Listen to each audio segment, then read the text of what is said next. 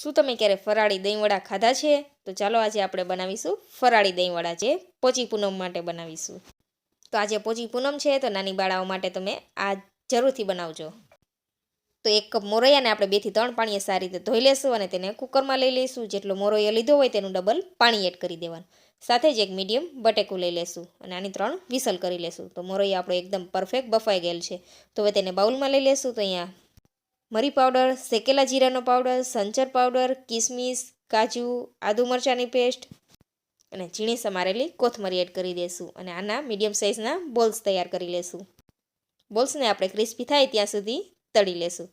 તો પહેલાં આપણે તેલને મીડિયમ જ રાખવાનું છે. મીડિયમ ફ્લેમ ઉપર આપણે સારી રીતે બોલ્સને તળી લેવાના છે. આ રીતે આપણે ચલાવતા જઈને સારી રીતે ક્રિસ્પી થાય, ગોલ્ડન બ્રાઉન રંગના ત્યાં સુધી થવા દેશું. તો બોલ્સ તૈયાર છે. તો હવે તેને પાણીમાં એડ કરી દેશું.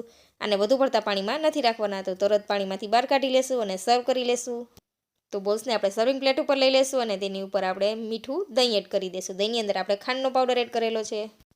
ફરાળી ગ્રીન ચટણી અને ખજૂર આમલીની ચટણીથી ગાર્નિશ કરી લેશું. ઉપરથી આપણે એક કાજુ રાખી દઈશું, થોડા કોથમરીના પાન, શેકેલે જીરું અને લાલ મરચું પાવડરથી ગાર્નિશ કરી લેશું. તો તૈયાર છે ઠંડા ઠંડા પોચા રૂ જેવા દહીંવડા. રેસીપી પસંદ આવે તો ફોલો અને લાઇક શેર કરવાનું તો ભૂલતા જ નહીં.